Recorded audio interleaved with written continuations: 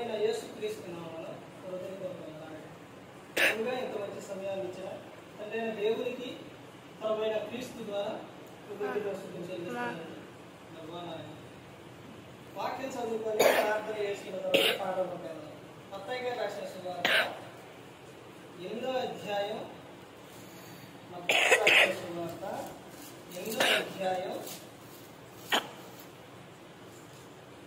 10వ వచనం.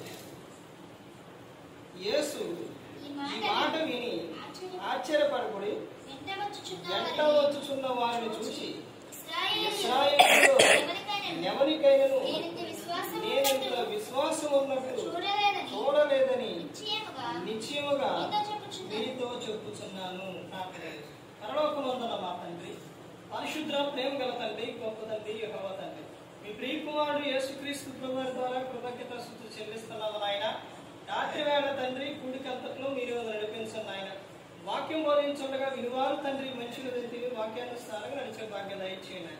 వాక్యం బోధించుండగా ఈ లోక సంబంధమైన జ్ఞానంతో కాకుండా మీ జ్ఞానంతో మాట్లాడే భాగ్యం దయచేస్తారని మా ప్రభువైన యేసుక్రీస్తు నామమున వేడుకుంటున్నాం తండ్రి. ఆమేన్. ప్రభువైన యేసుక్రీస్తు నామములో హృదయపూర్వక వందనాలండి. దేవుని కుమారుడు యేసుక్రీస్తు ప్రభువు ఈ లోకానికి వచ్చిన తర్వాత పరలోక రాజ్యం సమీపిస్తుంది కనుక మారు మనసు పొందమని ప్రకటింప మొదలుపెట్టారు. అంశం పాఠం పేరు ఏంటంటే విశ్వాసం కలిగి ఉంటే జరిగే అద్భుతాలు.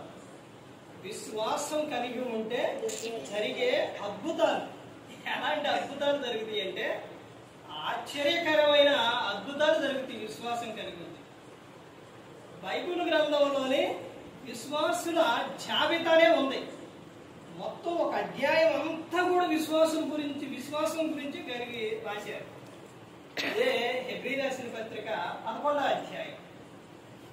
అది మొత్తం కూడా అధ్యాయం మొత్తం కూడా విశ్వాసమే. మళ్ళీ ఆ విశ్వాసం కూడా ఎవరో అంటే సృష్టి స్టార్టింగ్ లోనే నుంచి ప్రారంభం నుంచి ఉన్నవారు. మళ్ళీ వారు మామూలుగా వ్యక్తులు కాదు అన్నమాట. అలాంటి వారు కలిగి ఉన్న విశ్వాసం, వారి జీవితంలో కలిగి ఉన్న ఆశ్చర్యకరమైన సన్నివేశాలు. అంటే వారికి ఉన్న విధానం ఏంటంటే వాళ్ళు అసలు పుట్టుక క్రైస్తవులే కాదు, ఎవరు కాదులే కానీ వాళ్ళ నాన్న కానీ వాళ్ళు కానీ ఎవరంటే అబ్రహాం గారు. వాళ్ళ చూస్తే వాళ్ళు ఈ విగ్రహారాధన వాళ్ళు ఇవన్నీ చేసేవారు అన్నమాట. అలాంటి వారిలో నుంచి అబ్రహాం గారు వచ్చారు. అబ్రహాం గారు వచ్చిన తర్వాత ఆయన జీవితం ఎలా సాగిందనంటే అది చాలా ఇదిగా ఉంటుంది అనమాట. అబ్రహాం గారు ఎంత ఇదిగానంటే ప్రతి ఒక్కరూ కూడా కలిగి ఉన్న విధానం ఏంటనంటే వాళ్ళందరూ ఎందుకు అంత విశ్వాసం కలిగి ఉన్నారు అని అంటే ఒకటే కారణం. ఈ రోజున వాక్యం మర్చిపోతున్నారు కానీ ఆ రోజున వాళ్ళు కలిగి ఉన్న విధానం ఏంటనంటే వాళ్ళు యేసుక్రీస్తు ప్రభువారు ఎప్పుడు వస్తారు, ఆయన చూడాలి అనే విశ్వాసం.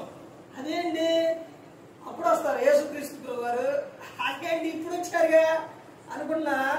ఆయన ఎప్పుడు వస్తారని రాశారంటే ఎప్పుడు రావాలి అని అంటే యేసుక్రీస్తు ప్రభువారు స్టార్టింగ్ లోనే రావాలి. యేసుక్రీస్తు ప్రభువారు సృష్టి ప్రారంభంలోనే రావాలి. కానీ ప్రారంభంలో రాకుండా కొన్ని వేల సంవత్సరాల తర్వాత యేసుక్రీస్తు ప్రభువారు రావడానికి కారణం ఏంటంటే చాలా కారణాలు ఉన్నాయి. కానీ అందులోని ఒకటేనంటే దేవుడు మంచి చేసి పరిశుద్ధంగా ఉన్న వారిలో ఎవరైతే మంచిగా నీతిగా ఉంటారో వారిలో నుంచి యేసుక్రీస్తు ప్రభువారు రావాలి. ఎవరిలో పడితే వాళ్ళలో నుంచి రాదు యేసుక్రీస్తు ప్రభువారు. ఎందుకనంటే ఆయన ఎవరో దేవుని కుమారుడు, సర్వాధికారం ఉన్న ఆయన, ఇంకా ఆయన పరిశుద్ధుడు, నీతిమంతుడు. అలాంటి ఆయన ఈ లోకానికి రావాలంటే పాపం లేకుండా రావాలి. తర్వాత ఆయన వచ్చే విధానం కూడా ఎలా ఉండాలంటే ఆ స్త్రీ కూడా చాలా ఇదిగా ఉండాలి. అలాంటి వారిని చూసుకుంటూ వస్తుంటే ఉన్నారు. ప్రతి ఒక్క ఒక్క ఊర్లో కానీ, ప్రతి ఒక్క గ్రామంలో కానీ, ప్రతి ఒక్క కుటుంబంలో కానీ, ప్రతి ఒక్క చాట కానీ మంచివాడు ఉన్నారు. ఇప్పుడు ఉన్నారు మంచివాడు ఉన్నారు కాబట్టి దేవుని పట్ల విశ్వాసం కలిగి ఉన్నారు కాబట్టి ఈ రోజున కుటుంబాల్లో ఆ విధంగా ఒక విధంగా దేవుడు కాపుదల ఉందనంటే ఎవరైనా ఒక్కరైనా ఉన్నారు విశ్వాసం కలిగి. ఆ రోజున ఉన్నారు, ఈ రోజున ఉన్నారు విశ్వాసం కలిగి. ప్రతి ఒక్క కుటుంబంలో పురుషుడు కానీ, స్త్రీ కానీ, పిల్లలు కానీ, ఎవరైనా కానీ, ఎవరో ఒకరు కానీ విశ్వాసం కలిగి ఉన్నారు. ఆ రోజున ఉన్నారు. కానీ అప్పుడైనా ఇప్పుడైనా ఎవరైతే విశ్వాసం కలిగి ఉంటారో వారి విశ్వాసాన్ని తీసేయాలి, వారి విశ్వాసంలో ఉండకూడదు అని ఆ రోజు నుంచి ఈ రోజు కూడా ఒకడు ప్రయత్నిస్తూనే ఉన్నాడు. వాడే అపవాది. యేసుక్రీస్తు ప్రభువు ఎప్పుడు రావాలంటే, ఎవరిలో నుంచి రావాలనంటే హేబేల్లో నుంచి రావాలి. హేబేలు ఎలాంటి ఆయన? హేబేలు చాలా మంచిగా, చాలా ఇదిగా ఉండేవాడు. దేవుడు హేబేలు అర్పణ అంగీకరించిందంటే ఆయన ఏ విధంగా కలిగి ఉన్న అసలు ఇంత ఇదిగా కలిగి ఉన్న ఆయనలో యేసుక్రీస్తు ప్రభువు అప్పుడు రావాలని తండ్రి అయిన దేవుడు నిర్ణయిస్తే అపవాది మాత్రం ఎన్ని ప్రయత్నం చేసినా, ఏది చేసినా ఈ విశ్వాసాన్ని మనం చేయలేము. ఏకంగా అసలు ఆయన లేకుండా చేయాలని కయ్యంలోకి వెళ్ళి అసూయ రప్పించి ఆ తర్వాత హేబేలు లేకుండా చేసేసాడు. అక్కడ ఆ తర్వాత నుంచి అబ్రహాం గారు దారి తప్పిండు. ఆ తర్వాత అబ్రహాం గారి కుమారుడు ఇసాకు తప్పిండు. తర్వాత యాకోబు తప్పిండు. తర్వాత దావీదు గారు, సొలొమోను గారు, ఇలా ఎంత మందిని చూసినా అందరూ ఏదో ఒక విధంగా దేవుని పట్ల ఉన్నారు, తర్వాత తప్పిపోయారు, ఉంటున్నారు, తప్పిపోతున్నారు. అక్కడ నుంచి ఆ తర్వాత నుంచి దేవుడు కొన్ని సంవత్సరాల పాటు ప్రజలనే వదిలేశాడు. దేవుడు వదిలేస్తే ఎలా ఉంటుందంటే మనిషి తట్టుకోలేడు. దేవుని కృప, దేవుని కాపుదల, దేవుని దయ, దేవుని కరుణ ఇవన్నీ ఉండాలి మనిషికి. అవి ఉన్నప్పుడే మనం ప్రశాంతంగా ఉంటాం. అవి లేకపోతే ప్రశాంతంగా ఉండలేరు. మనిషి ప్రశాంతంగా అస్సలు ఉండలేరు. అలా వారి జీవితాల్లో బైబిల్ గ్రంథంలో జరిగిన విషయాలు ఏంటంటే దేవుని కాపుదల, దేవుని కృప అవన్నీ లేకుండా పోయినప్పుడు వాళ్ళ పరిస్థితి ఎలా మారిపోయిందనంటే బైబిల్ గ్రంథంలోనే సౌలు మొదటి రాజు. సౌలు దేవుని మాట వినకపోతే దేవుని ఆత్మ సౌలు నుంచి వెళ్ళిపోయిన తర్వాత అపవాదే అడుగుదురు, అబ్బా నీ మాట వినట్లేదుగా, నీ ఆత్మ తీసేయి, నేను వెళ్ళిపోతా అని అన్నప్పుడు దేవుడు మాట వినకపోతే అంతేనండి, మాట వినకపోతే తీసేస్తారు. ఇక ఎప్పుడైతే ఆత్మ పోయిందో దేవుని దురాత్మ వచ్చేసింది. దురాత్మ వచ్చిన కాడి నుంచి సౌలు 40 సంవత్సరాలు రాజ్య పరిపాలన చేయాల్సిన సౌలు సుమారు కొన్ని రోజుల పాటు కూడా ప్రశాంతంగా చేయలే. కోపం, ద్వేషం అన్ని మొత్తం వచ్చినాయి మొత్తం. ఆ తర్వాత కొత్త నిబంధనకు వచ్చేసరికి దేవుడు చెబుతున్నారు కదా, రోమిలు రాసిన పత్రిక 1వ అధ్యాయం 28వ వచనంలో దేవునికి తమ హృదయంలో చోటు ఇవ్వకపోతే దేవుడు భ్రష్ట మనసుకు అప్పచెబుతున్నాడు. అప్పుడు భయంకరమైన కార్యాలు చేస్తారని ఉంది. ఇలా విశ్వాసం విషయంలో ముందుకు వెడుతూ ఉన్న సందర్భంలోనే కొత్త నిబంధనకు వచ్చేసరికి అంటే దేవుడు ప్రజలనే కొన్ని సంవత్సరాల పాటు వదిలేసింది. అలా వదిలేసిన తర్వాత మనిషి ఎలా మారిపోయాడంటే జంతువుల ఎదుట వస్త్రహీనంగా మారిపోయాడు. అంటే వస్త్రహీనంటే వస్త్రాలు లేకుండా తిరగటం, వస్త్రాలు లేకుండా ఉంచడం, వస్త్రాలు లేకుండా భయంకరంగా మనిషి మారిపోయాడు.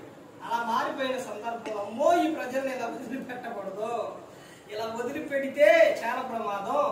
అందుకని అప్పుడు ఏం చేశారంటే నా కుమారుడు వెళ్ళాలి అని అప్పుడు ఎవరి ద్వారానంటే మరియమ్మ గారి ద్వారా ఆమె జీవితంలో జరిగిన విషయాలు ఉన్నాయి. ఇవన్నీ చెప్పుకుండా పోతే విశ్వాసం గురించి చెప్పడం ఆగిపోయి ఆమె గురించి చెబితే ఆమెకి చాలా బాధలు మొదలైనవి. కానీ భర్త ఎప్పుడైతే సహాయంగా ఉన్నాడో ఆ రోజున అక్కడ ఇశ్రాయేలు ప్రజల్లో జరిగే విధానం ఏంటంటే మన చట్టం ఏంటంటే స్త్రీ తప్పు చేస్తే రాడు రుబ్బి చంపేసేయాలి.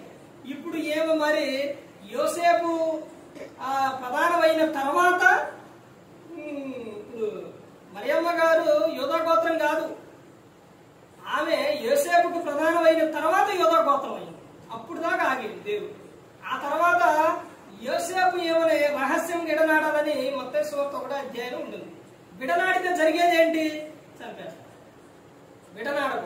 విడనాడకుండా చేయాలి అని దేవుడు ఆయనకి ఎప్పుడైతే ఆలోచన వచ్చిందో స్వప్నం ముందు అంటే నిద్రలో వెళ్ళి దేవదూత వెళ్ళి, ఎవరా దూతలు ఎంతమంది? ప్రాముఖ్యమైన దూతలు ఎంతమంది? 3. నీకు 3 గురించి చెప్పలేదుగా. 3 అనేది చాలా ప్రాముఖ్యమైనది. దేవునికి ఇష్టమైన వాటిల్లో మెయిన్ ఒక సంఖ్య ఇష్టం ఏంటనంటే 7. ఆ తర్వాత ఏంటంటే 3. ఆ తర్వాత ఏంటంటే 40. దానికి ముందు 39, తర్వాత 40. ఇంతవరకే బైబిల్ గ్రంథం పూర్తిగా మనం చదివితే 3, 7, 39, 40 వీటితోనే ఎక్కువ మొదలైంది అన్ని కూడా. యేసుక్రీస్తు ప్రభువారు ఎంతమంది శిష్యుని తీసుకెళ్లారు? ఏమంటే 3. ఎంతమంది ఉన్నా కానీ వాడిని తీసుకెళ్ళింది ఎంతమంది? పేతురు, యోహాను, యాకోబు 3 తీసుకెళ్లారు. యోహాను సువార్త ఎన్ని అధ్యాయాలు? 21 అధ్యాయం. ఎన్నితో స్టార్ట్ అయింది? 3తో స్టార్ట్ అయింది. 3 ఏళ్ళు 21. అలా ప్రతి ఒక్కటి కూడా ఇంకా చెప్పుకుంటే వెళ్తే చాలా విషయాలు ఉన్నాయి. యేసుక్రీస్తు ప్రభువారు శిలువలో పలికిన మాటలన్నీ 7. తండ్రి అయిన దేవుడు విశ్రమించింది ఎప్పుడు? 7వ రోజు. తర్వాత అన్ని ప్రతి ఒక్కటి కూడా యేసుక్రీస్తు ప్రభువారు ఎన్ని దెబ్బలు తిన్నారు? 39. మరి యేసుక్రీస్తు ప్రభువారు, మోషే గారు వీళ్ళందరూ కూడా మరి ఉపవాసం ఉన్న దినాలన్నీ 40. ఇవన్నీ కూడా చాలా చాలా విషయాలు ఉన్నాయి. అయితే ఈ గ్రంథం చదివితే మనకు అర్థమవుతుంది. అందుకని ఎవరైనా కానీ ఎక్కువగా ఒక కూడికాలంటే ఎక్కువగా పాటలు కొన్ని సందర్భాలు బట్టి వెళ్ళిపోతారు, కానీ ఎక్కువగా అసలైతే 3తో కుటుంబ ప్రాంతం 3తోనే ఆగిపోయింది. ఇలా ప్రతి ఒక్కటి కూడా గ్రంథం మనకు చదివితే అర్థమవుతుంది.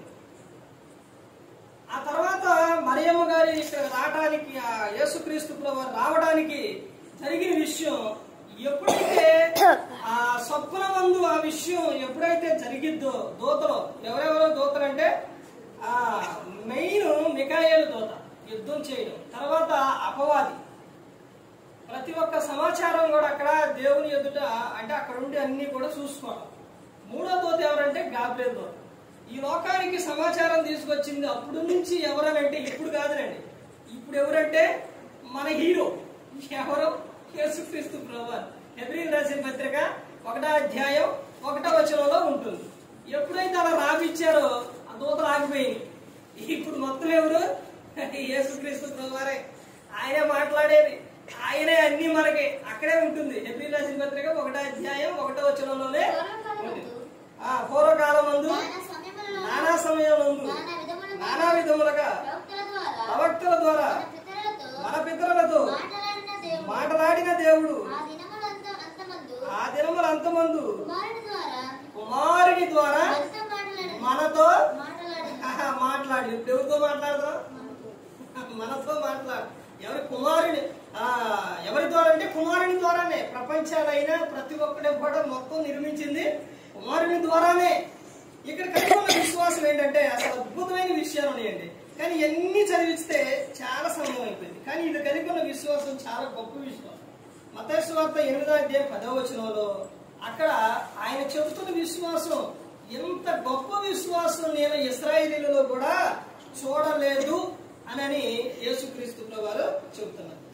అదే అధ్యాయంలో 9వ అధ్యాయం 2వ వచనం చూడండి. అక్కడ చెబుతున్నారు, ఇదిగో జనులు పక్షవాయువుతో మంచం బట్టి ఉన్న ఒకని ఆయన వద్దకు తీసుకుని వచ్చి యేసు వారి విశ్వాసం చూసి, కుమారుడా ధైర్యముగా ఉండుము, నీ పాపములు క్షమింపబడి ఉన్నవని పక్షవాయు గలవానితో చెప్పాను. ఇక్కడ విశ్వాసం ఒక్కొక్క విశ్వాసం మనం మీకు ఒక్కొక్క విశ్వాసం చూపిస్తాం. అంటే విశ్వాసాలు అన్ని ఒకటే, కానీ ఒక్కొక్కడు ఒక్కొక్కరు కలిగి ఉన్న విశ్వాసం. అక్కడేమో ఒక శతాధిపతి విశ్వాసం కలిగి ఉండో, ఇక్కడేమో ఎవరు కలిగి ఉన్నారు విశ్వాసం? ఎవరు కలిగి ఉన్నారు? మనం చూసేటప్పుడు చదివేటప్పుడు చూడాలి.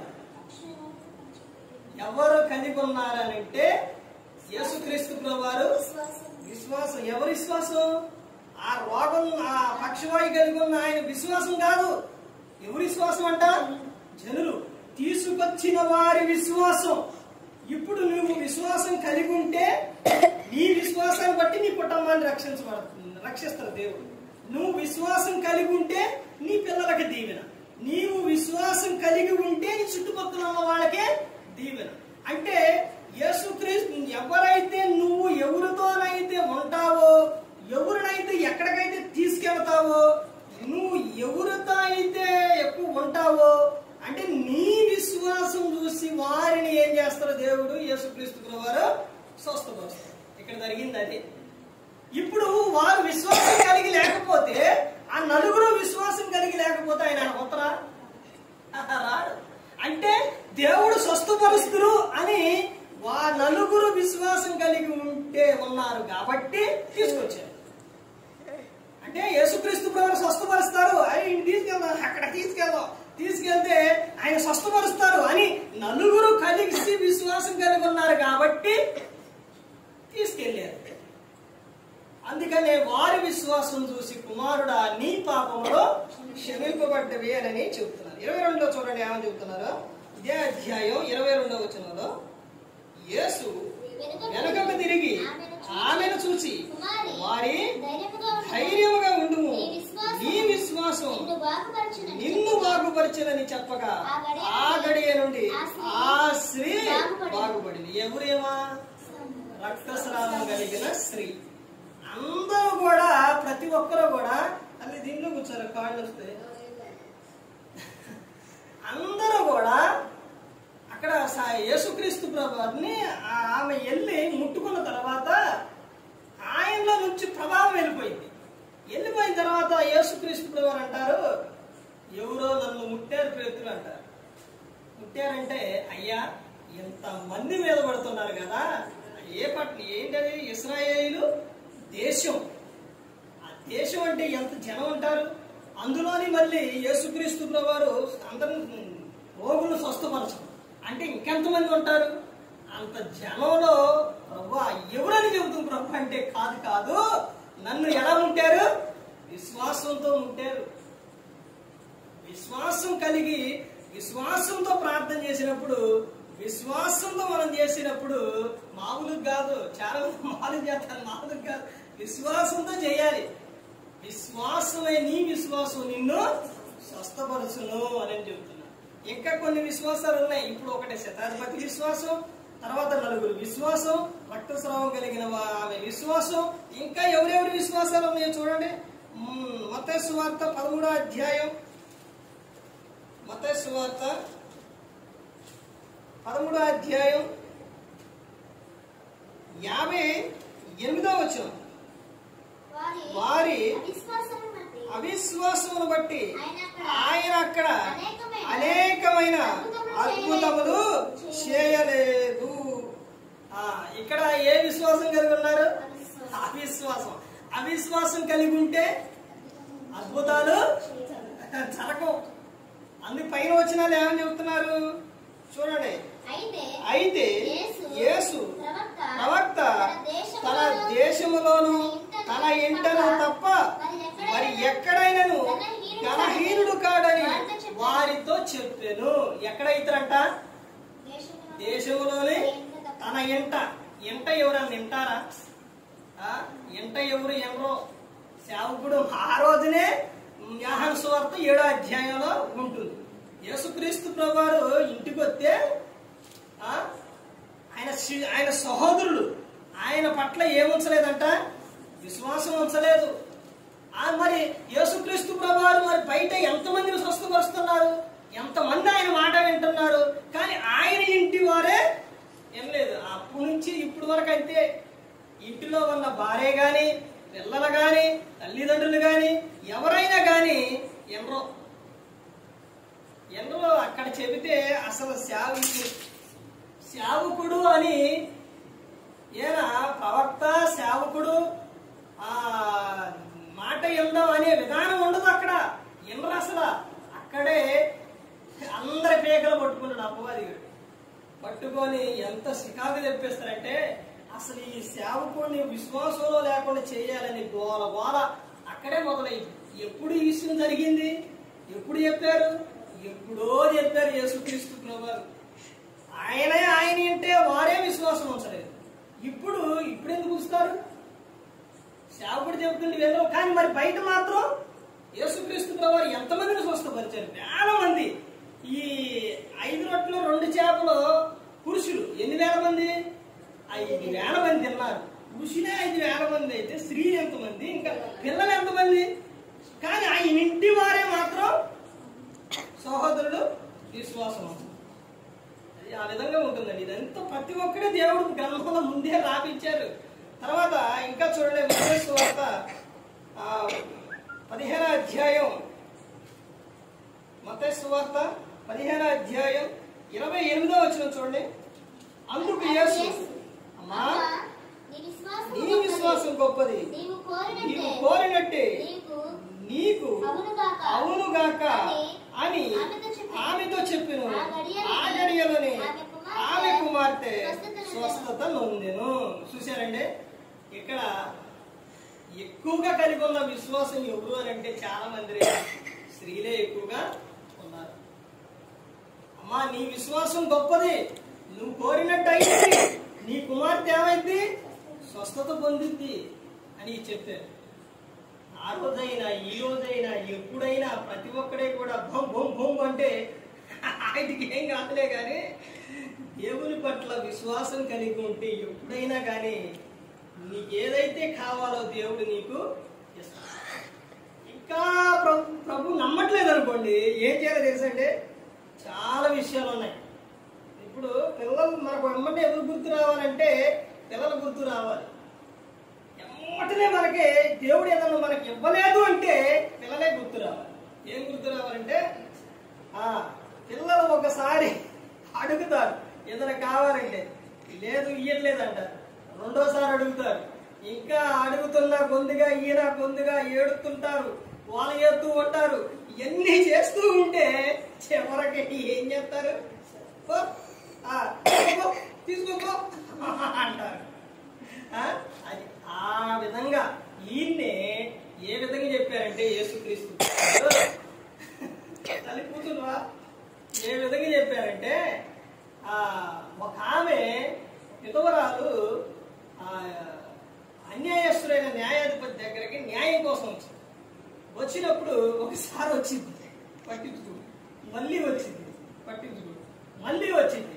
అప్పుడు ఎందుకు వస్తుందేమో, ఇన్నిసార్లు ఎందుకు వస్తుంది అని అప్పుడు ఆమెను పిలిచి ఆమె అవసరం ఏదైతే ఉందో అది తీర్చి పంపారు. ఇప్పుడు యేసుక్రీస్తు ప్రభువారు ఏం చెబుతారంటే అక్కడ చెబుతున్న విషయం ఏంటంటే, ఇన్ని సందర్భాల్లో ఒకటి ప్రార్థన ఎలా చేయాలని చెబుతారంటే విసుకొక చేయాలి.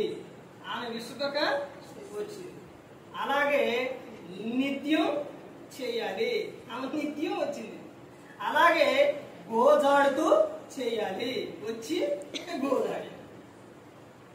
అప్పుడు యేసుక్రీస్తు ప్రభువారు ఏం చెప్తారంటే, అన్యాయస్తుడైన న్యాయాధిపతి అన్నిసార్లు వచ్చిందని అవసరం తీర్చి పంపించారు కదా, గల దేవుడు మనం అడిగినప్పుడు మన అవసరం తీర్చడా అని చెప్తారు. చెప్పి మరలా నేను వచ్చినప్పుడు భూమి మీద విశ్వాసం కనుగొందునా అని చెప్తారు.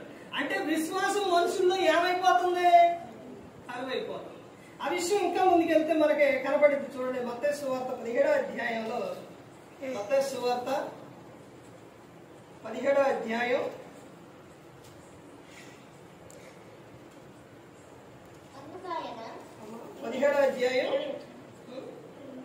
17వ వచనం.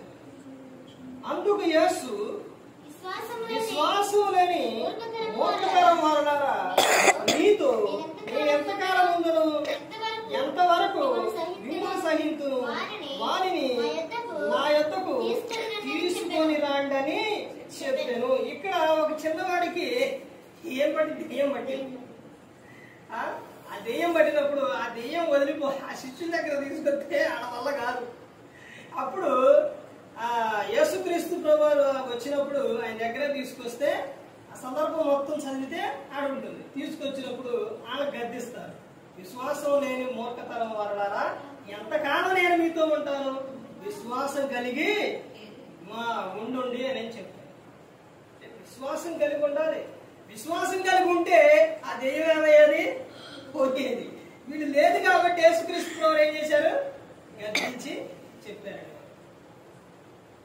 ఆయన చెప్పారు. ఆ తర్వాత ఆ దెయ్యాన్ని గద్దిస్తే ఏమైపోయింది, వెళ్ళిపోయింది. ఇంకా చూడండి, ఇంకా ముందుకెళ్తే చూడండి 20వ వచనంలో చూడండి ఏమని చెప్తున్నారు. అందుకు ఆయన మీ అల్ప విశ్వాసం చేతనే మీకు ఆవగిందంత విశ్వాసం ఉండిన ఎడల ఈ కొండను చూచి ఇక్కడ నుండి అక్కడికి పొమ్మనగానే అది పోవును. చూసారండి ఎంతంట, ఆవగిందంత విశ్వాసం. ఆవగిందంత విశ్వాసం ఉంటే ఈ కొండనే ఇక్కడ నుంచి పోయి సముద్రంలో పడవంటే పడిద్దంట. అంటే అక్కడ చెప్తున్న సందర్భం ఏంటంటే, ఒక కొండ అంటే ఒకటి లోకంలో శరీర సంబంధమైనదైనా, ఒకటి ఆత్మ సంబంధమైనదైనా. ఏ విషయమైనా కానీ ప్రతి ఒక్కటే జరిగింది. ప్రతి ఒక్కటి కూడా విశ్వాసంతోనే సాధ్యం అనేది. తర్వాత ఇంకా ముందుకెళ్తే మత్తయి సువార్త, ఇంకో రిఫరెన్స్ చూసి ముగించుకోండి. మత్తయి సువార్త 21వ అధ్యాయం 21వ వచనం. అందుకు యేసు మీరు విశ్వాసం కలిగి సందేహపడకుండా ఎడల ఈ అందరూ చుట్టునకు జరిగిన దానిని చేయుడు మాత్రమే కాదు, ఈ కొండను చూసి ఎత్తబడి సముద్రంలో పడవేయబడదు గాకని చెప్పిన ఎడల అలాగే జరుగులని మీతో నిశ్చయముగా చెప్పుచున్నాను. తర్వాత 22 మరియు మీరు ప్రార్థన చేయనప్పుడు ఏటిని అడుగుదురో అవి దొరికినవని నమ్మిన ఎడల మీరు వాటినన్నిటినీ పొందుదురని వారితో చెప్పాను. చూశారంటే విశ్వాసం. తర్వాత ఏంటిదంటే నమ్మాలి. నమ్మి మనం చేసినప్పుడు దేవుడే ఏం చేస్తారో ఆయన చేస్తారు. అన్ని విషయాలు కూడా ఆయనే ఏం చేస్తారో ఆయనే కార్యం చేస్తారు. ప్రతి ఒక్కటి కూడా ఆయన చెప్తున్న విషయం చూడండి. చివరిగా చూడండి మత్తయి సువార్త 23వ అధ్యాయం 23వ వచనం. అయ్యో వేషధారులైన శాస్త్రులారా, పరిచయులారా, మీరు పుదీనాలోను సోపులోను శీలకరలోను 10వ వంతు చెల్లించి ధర్మశాస్త్రములో ప్రధానమైన విషయములను అనగా న్యాయమును, కనికరమును, విశ్వాసమును విడిచిపెట్టింది. వాటిని మానక వీటిని చేయవలసి ఉండెను. ఇక్కడ ఈ సందర్భం అనేది ఎవరంటే క్రీస్తు సంఘం. క్రీస్తు సంఘంలో ఈ విషయాన్ని మరి ఎలా మరిచిపోయారో, మరి ఎలా వదిలేశారో, ఈ విషయాన్ని వదిలేసి ఈ విషయం తీసుకురాబోయేసరికి ఈ రోజున ఆ సంఘాల్లో ఈయటమో లేదు, ఏది లేదు, ఏటమో లేదు, ఈయటమో లేదు. చాలా విధంగా బయట వేరే సంఘాలు చూడండి ఎంత ఇదిగా అభివృద్ధి చెందుతున్నాయో. వాళ్ళు ఏదైతే ఇయ్యాలి, ఏదైతే ఉంటుందో అది దాన్ని చూపిస్తున్నారు. ఇప్పుడు స్వయంగా యేసుక్రీస్తు ప్రభువే చెప్పారుగా, ఈ మన సొంత మాటలు కాదుగా, దేవుడు గ్రంథంలో రాపించిన మాటలేగా. ఇక్కడ ఏమని చెప్తున్నారో చూడండి, యేసుక్రీస్తు ప్రభువే చెప్తున్నారు. వాళ్ళు ఎవరంట, ధర్మశాస్త్రోపదేశకులు, పరిచయులు. వాళ్ళు ఎవరో వేషధారులైన శాస్త్రులారా, పరిచయులారా. వాళ్ళు ఏం చేస్తున్నారంటే శాస్త్రులు పరిచయులు జీలకర్రలోను సోపులోను అన్నిటిలో 10వ వంతు ఇస్తున్నారు. కానీ అసలే మర్చిపోయారు. ఏంటి అయ్యి? కనికరం ఒకటే, విశ్వాసం, న్యాయము, కనికరము, విశ్వాసం ఏం చేశారు? విడిచిపెట్టేశారు. ఆ ఎత్తలోనే ఈ అవసరం లేదన్నారు. ఇప్పుడు యేసుక్రీస్తు ప్రభువు ఏం చెబుతున్నారు కింద? వాటిని వాళ్ళు విడిచిపెట్టారు. వాటిని మానక, వేటిని మానక? ఏటిని మానకంటే పైన చెప్పిన వాటిని. అంటే పైన చెప్పిన వాటిని మానక అని అంటే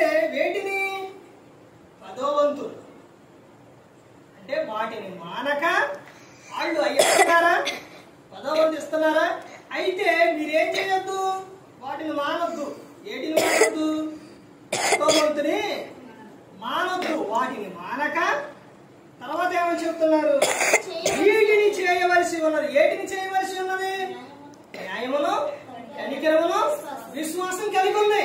అది చేయాలి, ఇది చేయాలి. 10వ వంతు ఇవ్వాలి. ఏం చేయాలి?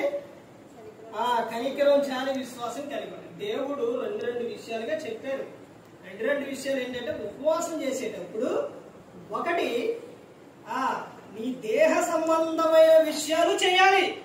యెషయా గ్రంథంలో ఉంటుంది.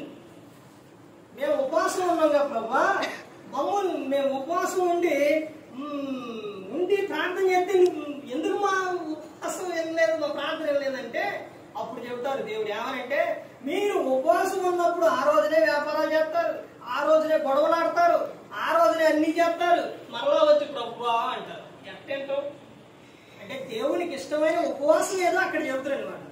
ఏంటనంటే, వస్త్రం లేని వారికి వస్త్రాలు, తర్వాత ఇంకేంటి అంటే దాహం అడిగిన వారికి దాహం, ఆహారం అడిగిన వాళ్ళకి ఆహారం, ఇవన్నీ చేయట ఇదే కదా నాకు ఇష్టమైన ఉపవాసం అని చెప్తారు. ఇది ఏంటి? ఈ ఉపవాసం ఏంటి అని అంటే, మీ శరీరాన్ని ఒకవేళ మీరు బాధ పెట్టుకోకుండా ఇవి చెయ్యండి, ఇవి నాకు ఇష్టమైనని చెప్తారు. కొత్త నిబంధనకు వచ్చేసరికి ఏం చెప్తారంటే, ఉపవాసం గురించి ఏమని చెప్తారంటే, అక్కడ మత్తయి సువార్త 6వ అధ్యాయంలో ఏమని చెప్తారంటే, మీరు ఉపవాసం ఉన్నప్పుడు మీ తల అంటుకొని తలుపేసుకొని ప్రార్థన చేయుడి అని చెప్తారు. అప్పుడు రహస్యమందున్న చూచు తండ్రి మీకు ఏమిస్తారో ప్రతిఫలం ఇస్తారో అని చెప్తారు. ప్రార్థన చేయనప్పుడు నీ గదిలోనికి వెళ్ళి తలుపు వేసి రహస్యమందు నీ తండ్రికి ప్రార్థన చేయుము. ఇలా ఈ సందర్భం అంతా కూడా అక్కడ అప్పుడు ఏం చేస్తారంటే, రహస్యమందు చూచు నీ తండ్రి నీకు ప్రతిఫలము ఇచ్చును. 6:16లో కానీ ఇంకా ముందుకెళ్తే అక్కడ సందర్భాలు ప్రార్థన గురించి, ఉపవాసం గురించి ఇవన్నీ కూడా ఉంటాయి అనమాట. అంటే దేహ సంబంధమైన విషయాల్లో జాగ్రత్త కలిగి ఉండాలి, సహాయం చేయాలి. అలాగే ఆత్మ సంబంధమైనది ఇప్పుడు మన గ్రంథం 1-2 విధాలు గుర్తు రావాలి.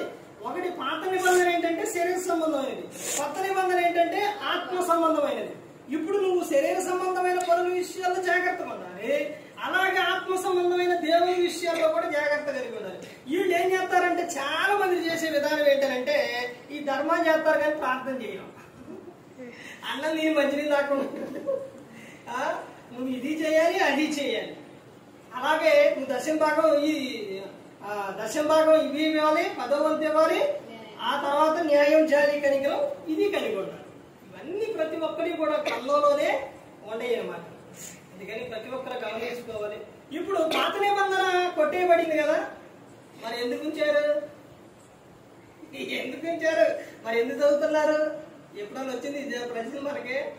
ఎందుకనంటే దేవుడు గ్రంథంలోనే రాపించిన విషయాలు ఎందుకు ఉంచారు అంటే, పితరుల కాలం, ధర్మశాస్త్ర కాలం, తర్వాత క్రైస్తవ కాలం.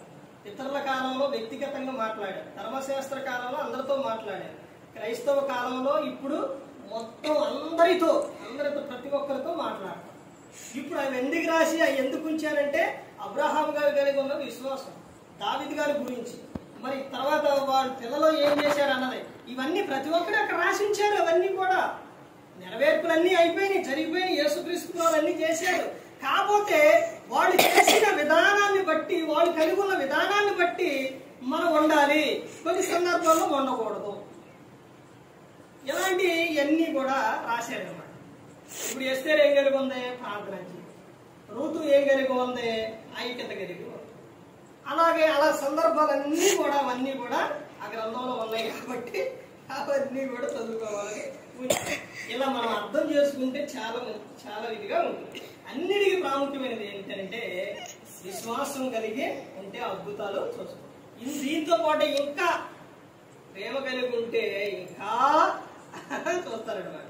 అందుకని ప్రతి ఒక్కరు కూడా నశించిన రకానికి వెళ్ళిపోకూడదని యేసుక్రీస్తు ప్రభువు ఈ లోకానికి వచ్చి మనందరి కోసం సిలువలో తన ప్రాణాన్ని పెట్టి మరి ఈ విధంగా నిలబెట్టి మాట్లాడితే నేను దేవునికి కృతజ్ఞతాస్తుతులు చెల్లిస్తూ ఇంతవరకు శ్రద్ధగా ఉన్న మీకు ప్రభు పేరున హృదయపూర్వకంగా చెల్లిస్తూ ఈ మాటలు అందరికీ